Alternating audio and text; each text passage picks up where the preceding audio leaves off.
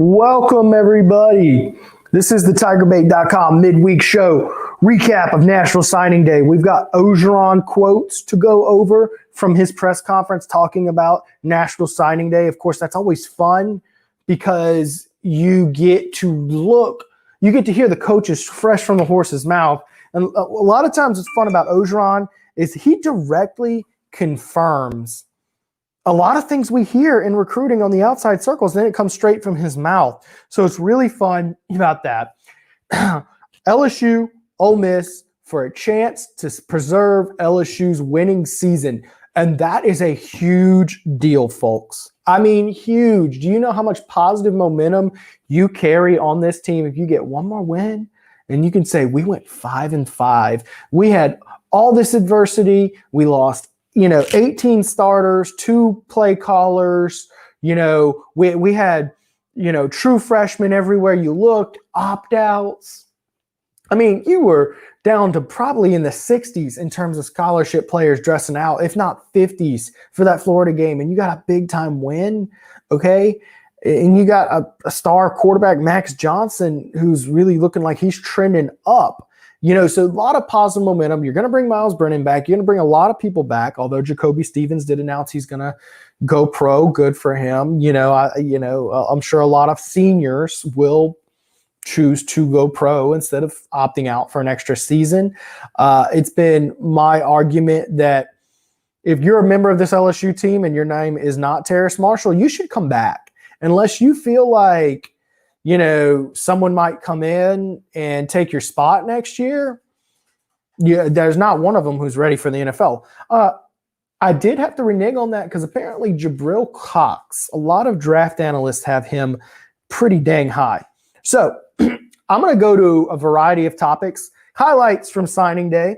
LSU flips, local kid, Malik Neighbors. That's a kid who I had kind of on my radar that they might flip, but there'd have to be kind of something would need to open up because they're so stacked at wide receiver. Quite frankly, they were probably recruiting too many receivers as is. And then JoJo Earl flips to Bama yesterday. Orgeron hinted that there may have been a little hardball. I got a comment here. Blaine Smith, what's up? What's up, Blaine Smith? Blaine Smith's always on my show. Appreciate you for coming out, man. Give me some good comments. And we'll get live talking about it. Let's see here. Trenton Eubanks landing number 1 recruit from Mississippi is huge. Well done by LSU. Kiss that one, Lane Kiffin. Yeah, no, that's a big deal. Malik Neighbors, right up the road. I think he's from. Someone correct me if I'm wrong. I think he's from Louisiana. He was just committed to Mississippi State. I'd have to double check that real quick. But yeah, no, huge deal regardless. Because, anytime you're talking about Mississippi or Louisiana, we're talking about local kids. And especially in Mississippi, it seems like LSU always struggles with those kids, man. Just always. It's like, oh, yeah, they have a chance. And, oh, look, he signs with Florida State or something. I'm trying to think that running back a couple years ago. It's blanking on me, but it was a signing day guy. Yeah, he was from Louisiana. He's from Youngsville, Louisiana. So, okay, I was right there. Cool. I had to double check, but thanks for Trenton. He was committed to Mississippi State. Yeah, anytime you get a quality player like that to flip on signing day, it's a big deal. But on the other end, LSU did lose a quality defensive end, Kiana Coate. That's a big-time quality player. And to be quite frank, I'm not sure that there's another defensive end in this class signed that's quite up to his level. I think there's another one, Savion Jones, but he didn't sign. So I think you're still in the driver's seat for him. He's still committed, but you got to do some things to keep him on board. You still got to recruit him. Now, the big one. Let's talk the great news, y'all. One of the best defensive tackles I've seen in Louisiana since Glenn Dorsey, and notice I'm saying best since Glenn Dorsey, y'all. Mason Smith. Certain sites have him as the number 1 player in the country. Let me repeat that.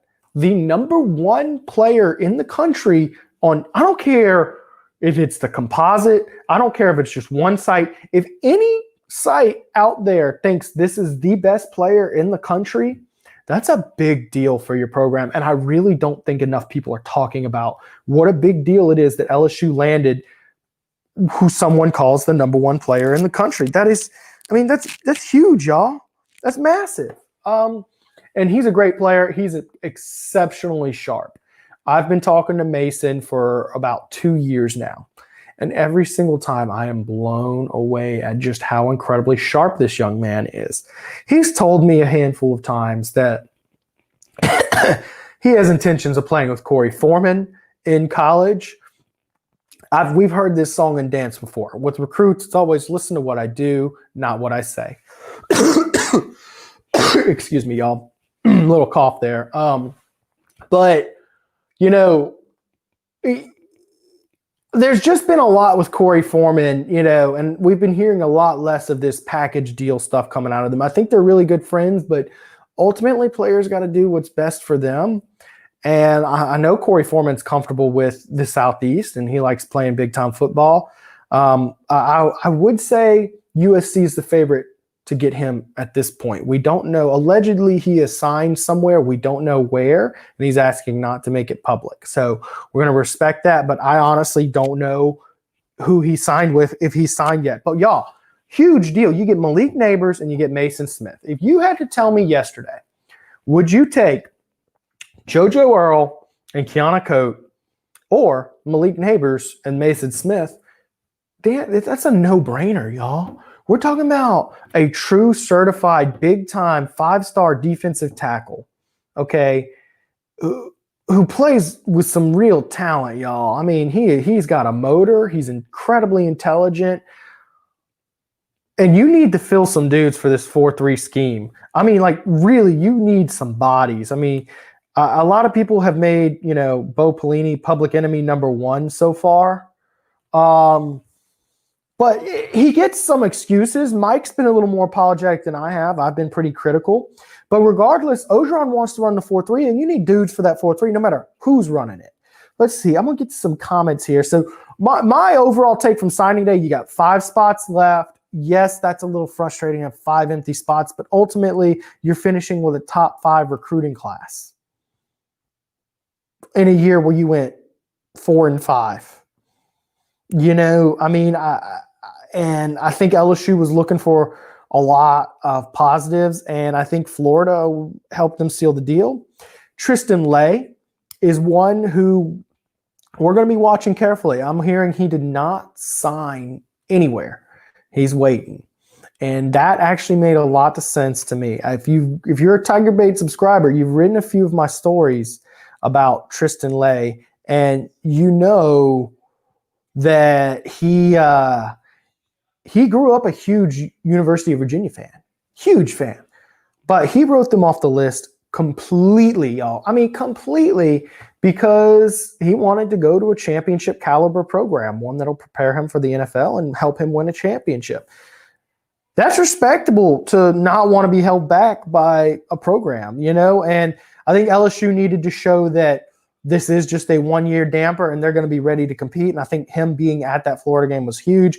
That being said, makes sense to me that he kind of wants to slow down, take his time. It's not like people are going to stop recruiting him because, he didn't sign for early signing day. Like, everybody in the country wants him. So let's see here. Esteban, one of our regulars to the show, one of my favorite guys, one of our first subscribers, premium subscriber at TigerBait.com too.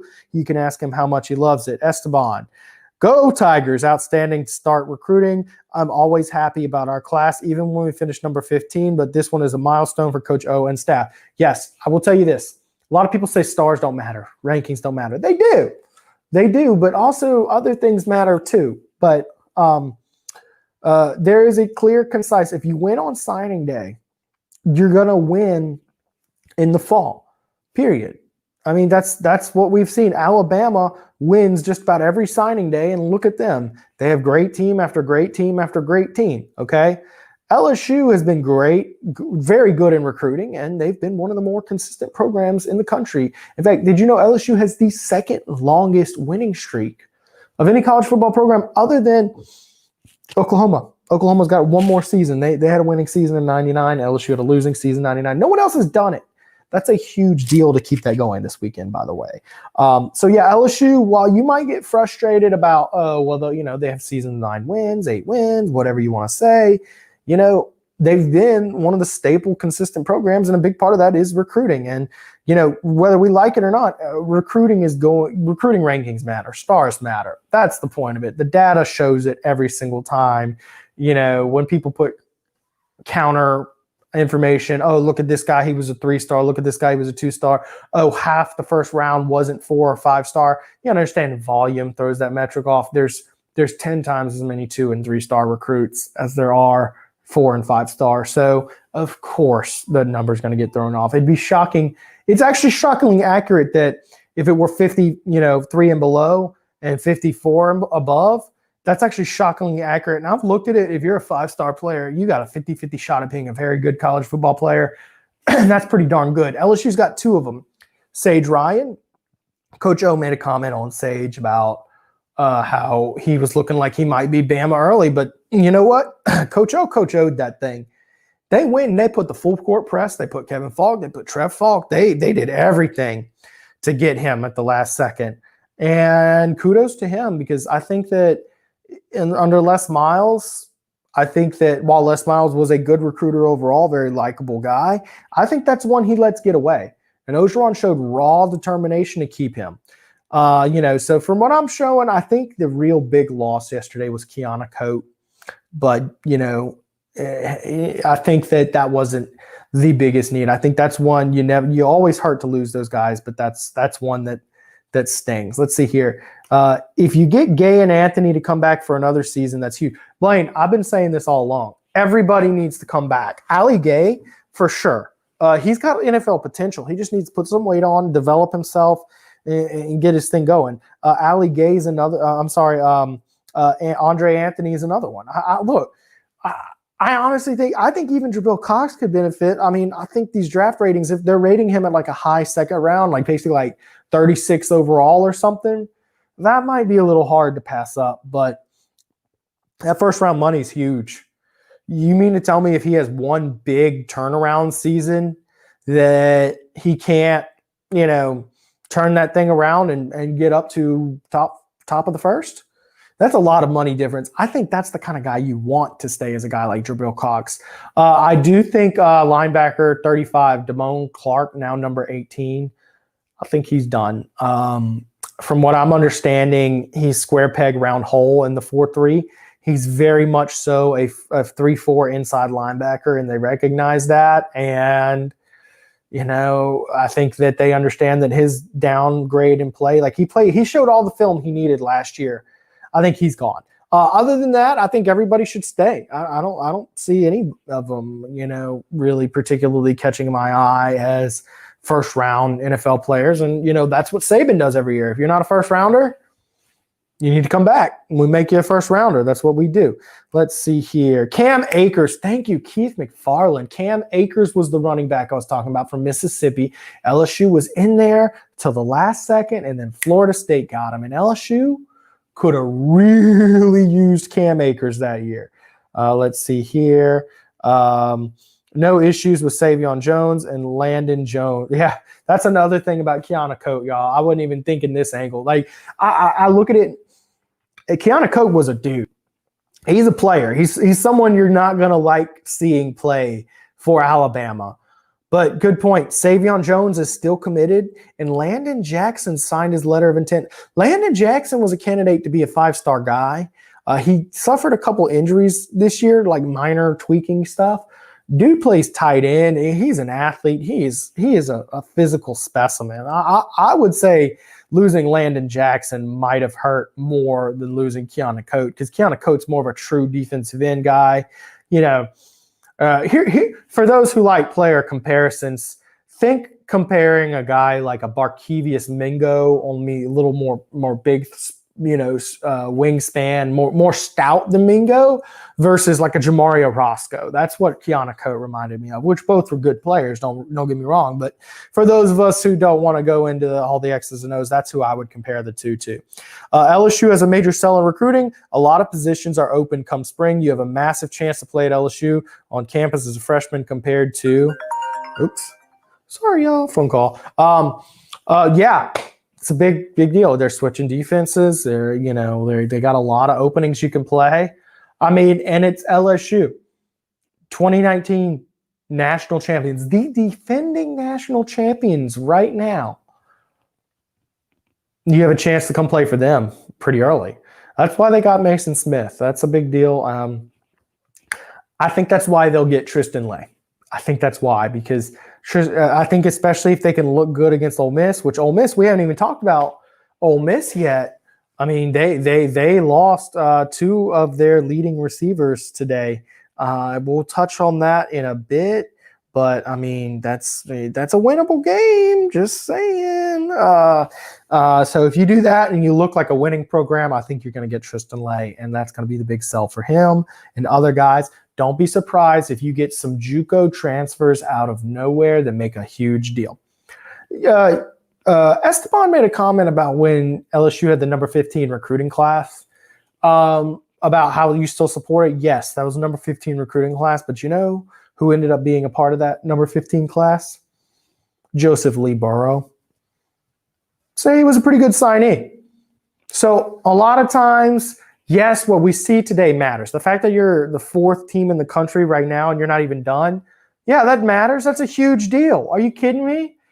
But you can also do other things to make it better, and other schools can do stuff to make theirs better too. So, maybe you finish higher than Ohio State, but Ohio State gets Joe Burrow. I don't know.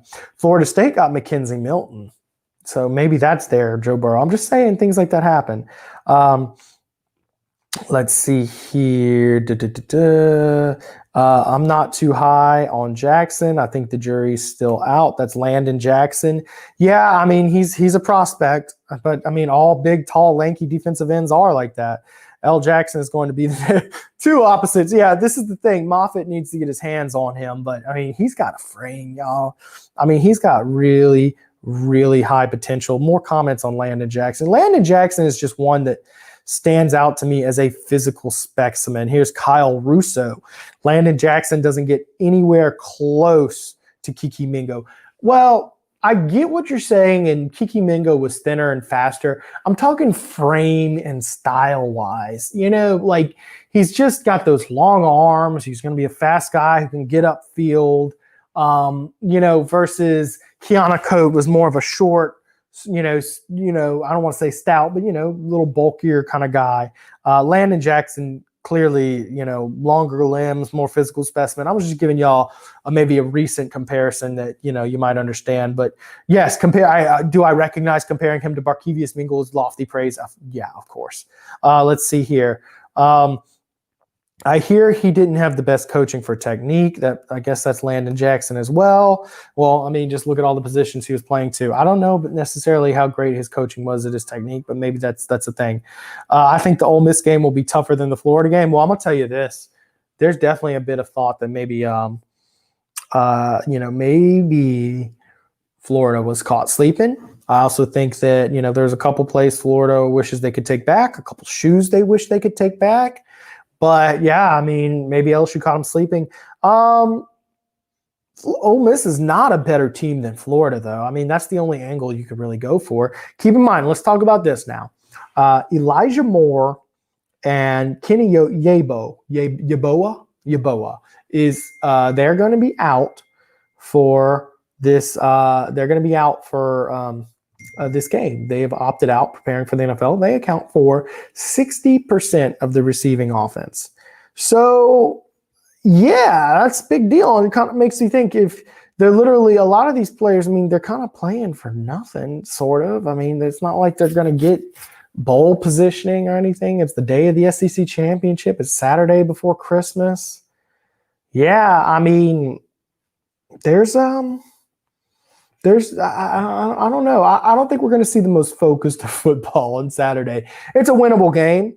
I give LSU full credit for improving dramatically. Defense played better, but they still had some struggles, giving up 609 yards. I think Max Johnson really gave them a chance to win. I think while he wasn't making the incredible, talented downfield throws that TJ Finley was, he's more of a game manager. And I think today Max Johnson gives you a better shot of winning football games. I think that had he been there for a lot of the season, I think there's a couple of the games. I circled Texas A&M as being a one-score game until, TJ Finley has that fumble and it's returned for a touchdown. Until that moment, I mean, they were in that game. And, I think Max Johnson, just by avoiding turnovers, can do a lot. So let's get to more here. By the way, for the record, should I say it? I'm picking LSU to win, y'all. I think LSU wins this football game. I think they win it 41-37. Okay, I think that Ole Miss's defense has had some serious issues. I don't know. I don't think Lane Kiffin's necessarily the coach who gets his team's head in the game screwed on right. I think he's a great X's and O's guy, but I think he's a little goofy, and sometimes his teams are susceptible to things like that. And I think LSU wants this win a lot. Let's see here. I totally agree. A lot of folks thought the world was ending when LSU finished that low, of course. But I was also unhappy that day because it is a bad sign to finish number 15. But, it's not like you can't do other things, and Ogeron proved that. Mason Smith's pad level is too high. Lots of work to do. That's from Cade Galt. Now, I'm going to tell you this. That's true of a lot of defensive tackles prospects. That's the number one complaint I get. They're too high, pad level too high. But compared to a lot of prospects that have come out, so I remember Anthony Freak Johnson. He, with his pad level, he was seriously high. And a lot of people were skeptical about him because he was just such a physical dominating freak. But I don't think Mason Smith's going to be that level. I got Michael Scarborough is here bringing some sort of furry mop on set. Let's see if we can make a comment. Yeah, put him on the table. Hey, guys, this is Parker. He got really mad at me. Mike's sitting looking on the edge. You're not on the screen yet, Mike. Parker got very mad at me for coming in a little late for my show and not bending down and petting him immediately. So here is my apology, giving him some screen time. He also is upset. A lot of times I bring my corgi over Tofu, and he enjoys that. So a little cameo appearance there. But no, I think Mason Smith will be fine. I think he'll be a very good defensive tackle. And yes, I really can't remember the last time I saw a defensive lineman that didn't need to brush up on their technique. That's perfectly normal. Does he show any speed? Yeah, he's got a few sacks. He's a big old boy, but he's pretty big for his size. I think there's literally nothing you can criticize about Mason Smith that makes me think he'll be a bust or anything. I think he'll be just fine. Did LSU secretly sign Foreman as keeping quiet until he announces in January? Edward Washington. Coach O hinted at something along these lines. He said that they might have a silent commitment. I don't know if it's Corey Foreman. Let's put it like that. I'm being 1,000% legitimate when I say no one in the know knows exactly what's going on with Corey Foreman right now. We'll find out soon enough. I do think there's a silent commitment who's asked to remain silent. And I think we'll find out soon enough. And I think LSU fans will be happy about it.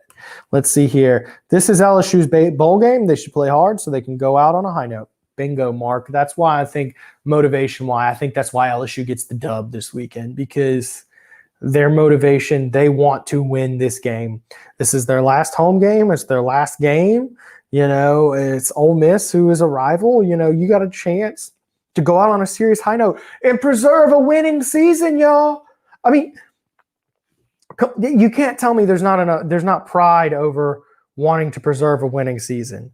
So, anyways, yeah, no, I think LSU will be highly motivated about that. Let's see here. Trenton Eubanks. Ole Miss has most of their productivity on offense due to their speed. We don't have much on defense this year, but speed is there. Defense is also bad. Max looking great. That'll be a close game. So let me tell you, saying the defense has speed, I think it has speed in spots. I think other spots it's a little. I think what's frustrating to me is watching them get beat for so many deep touchdowns, and you still have two of the best corner tandem in college football, period. I'm really not discussing it beyond that. And I am thoroughly convinced there is not two better cornerbacks in college football than Derek Stingley Jr. and Elias Ricks. I am thoroughly convinced of that. So it's kind of bizarre to see them get beat through the air because it's like, oh, wow, how bad are those other spots? I think a lot of times it's just they're kind of out of position. I'm going to tell you this. Dwight McGlothern, I don't know if it's one of those things where he like came on late or something, but he really impressed me how he stepped into action there. I think LSU's got a dude there. Let's see here. It's Mike Scarborough making a hint there. Silent signee.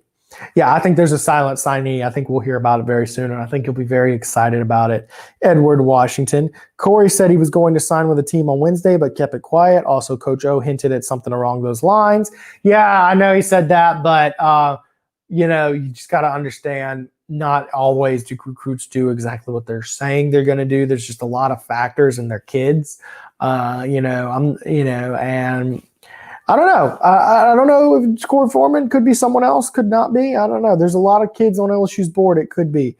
I think, and hate to say it, but look at the lineman Bama had signed, and it's going to be tough 3 years until Tigers met the Bama Beth. Yeah, look, LSU needs to improve on offensive line. They signed one offensive lineman, and although he's a very good one, Garrett Dellinger from Michigan, you can't sign one offensive lineman and be okay, especially with the struggles on the offensive line this year.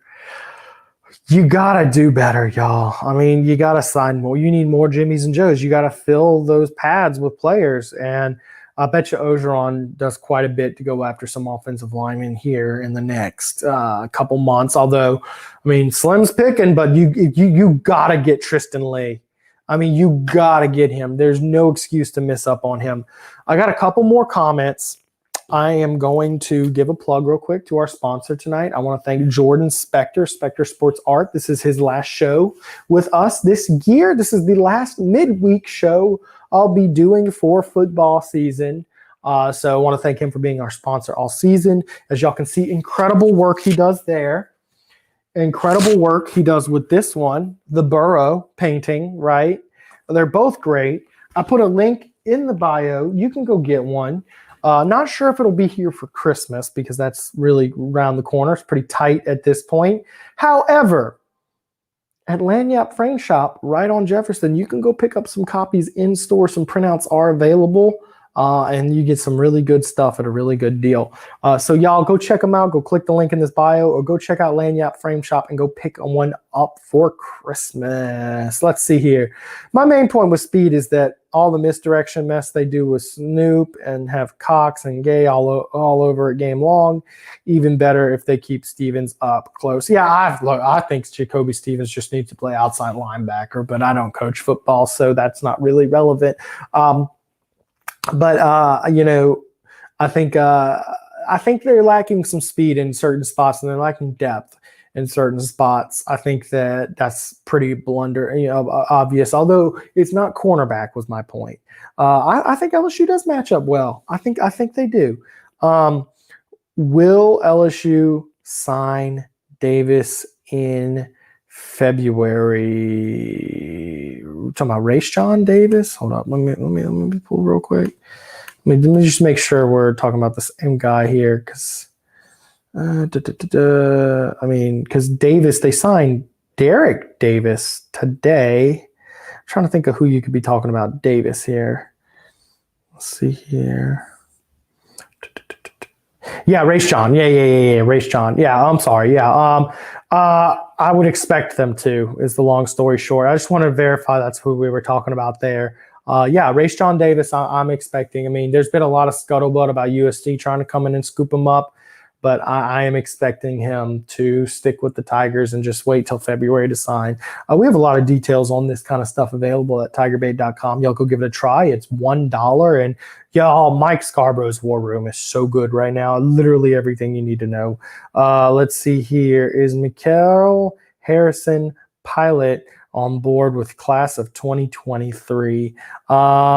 Edward Washington, I think I've seen a little bit of footage on him.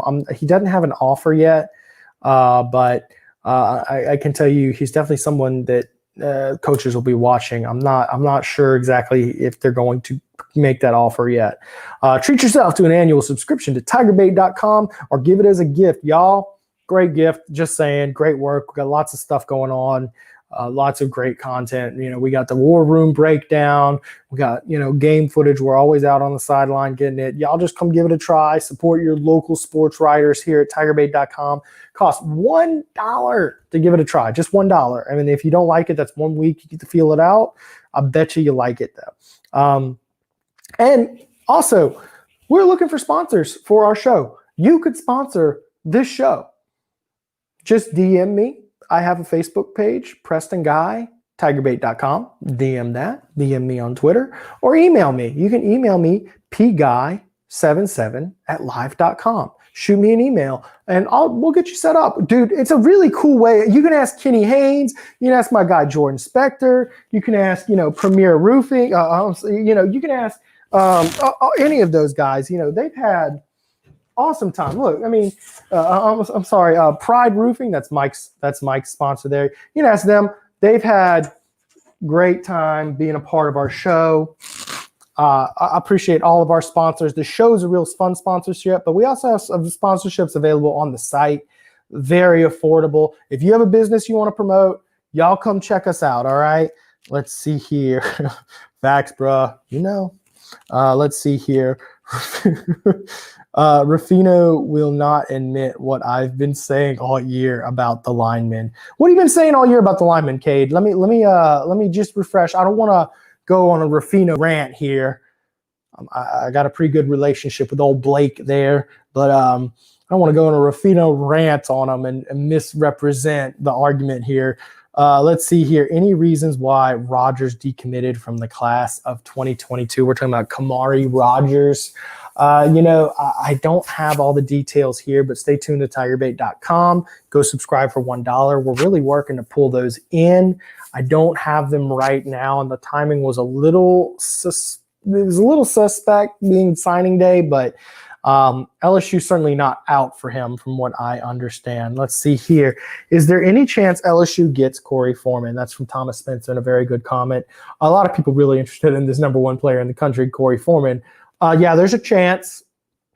Some say he's already signed somewhere, but they don't know where. Others say he hasn't.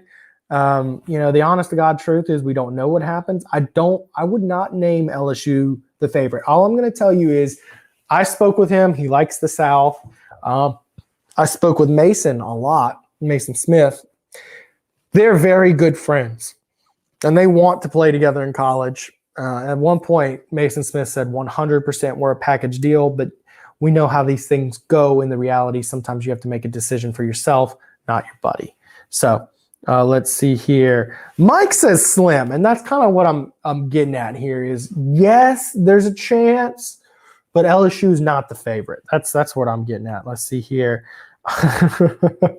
No comment. I'm not commenting on Jordan Birch, y'all. So LSU moving on to Ole Miss this weekend. I predicted LSU wins 41-37.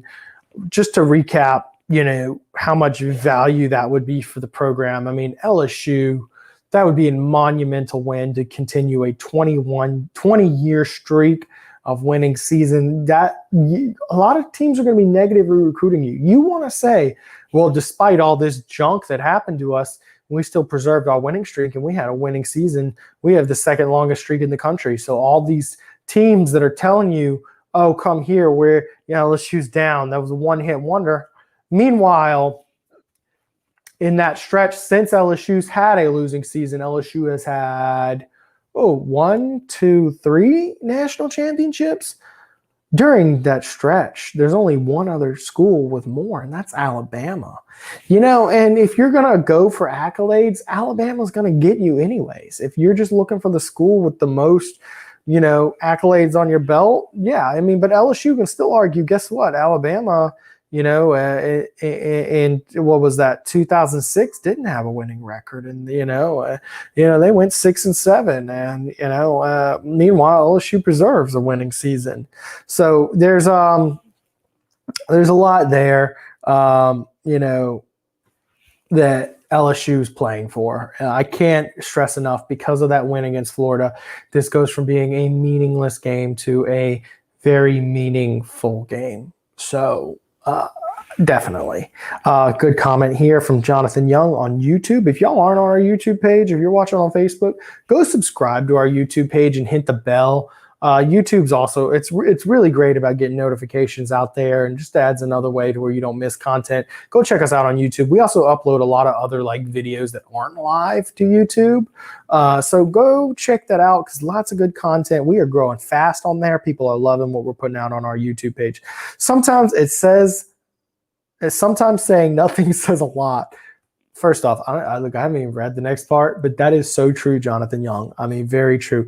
When reporters asked Mason yesterday who he was working on for National Signing Day, he didn't mention Foreman. Very good point. Very good point. But who he did mention was Tristan Lay. He wants him bad, but it makes a lot of sense. That's reading between the lines there. That's what we have to do a lot in our industry here. That was very intuitive of you to catch that he didn't mention Foreman, his supposed, his best friend, and obviously want to play together. That's why it's a big part of why we're saying be skeptical. I mean, I don't want to say LSU has zero chance, but yeah, I mean, I would say LSU's not the favorite there. Let's see here. Any news on coaching staff? I saw Verge. I'm not commenting on the Verge Osbury situation. Coaching staff. I think we're expecting. So one of the things worth noting, since midseason, LSU got a huge pump in the arm with funds with the ABC deal coming in 2024, with $300 million a year just from the primetime game, not to mention the agreement for all the other small sport games and football games. They'll be getting a ton of money from ABC. $300 million a year sounds a lot to me, like $20 million a year for each SEC school, because you split it 15 ways, one with each school, one with the office. That kind of gives LSU a pump in the arm that they kind of needed to do some stuff. Financially, I would expect to see some changes. Okay. The names that I expect are probably kind of similar to the names that people have been throwing out all season long. I think, if nothing else, just the pressure of, well, we got to put butts in seats, and we had a down season, and blah, all that good stuff. I don't see very many seasons where teams they win 1/3 of the games they won the year before, and they don't make a lot of changes. It's just not something you see very often. You go from 15 wins to 4 or 5. I think you're going to see some sort of change. I'm not exactly sure what. I'm not saying anything of substance, but we'll see. Hey, guys, we're getting around that point in the show here. If you have any last comments, get them in. I'll promise to get to them before we close out of the show here. But just get your comments in, and we will get to them here. It is last call for TigerBait comments. Let's see here. Ole Miss has big trouble defending the run game. LSU could have a big game if the running backs are on their A game, and the line can get some push. 1,000% true. Running game in a lot of LSU's offenses has just literally just gone. It went the way of the dodo in a lot of these losses. It's just gone, done for, nothing. So, you got to get that established. When they win the game, they tend to run the ball very well. That's been a key this season. It also helps the defense stay off the field, which is huge. I think Max Johnson is a game manager that does enough to open up running lanes. He runs with his feet a little bit. He keeps it clean enough, and prevents turnovers, and he keeps them honest. So I think you're right about that one. Definitely run the ball, keep that defense off the field, y'all. All righty here. Well, I have no more comments. So, guys, thank y'all for watching again. This is the last midweek show. I'll be at Tiger Stadium covering the game. Me and Mike, of course, will do our post-game show. And beyond that, definitely will be popping up from time to time. During the off season, I tend to cover a lot more recruiting updates. So if y'all want to keep up with me and what I'm doing, keep up with TigerBait.com on our site. I also think we'll be coming up and doing, now that we got this fancy studio here that y'all all helped us build, we'll probably be doing big news updates throughout the season.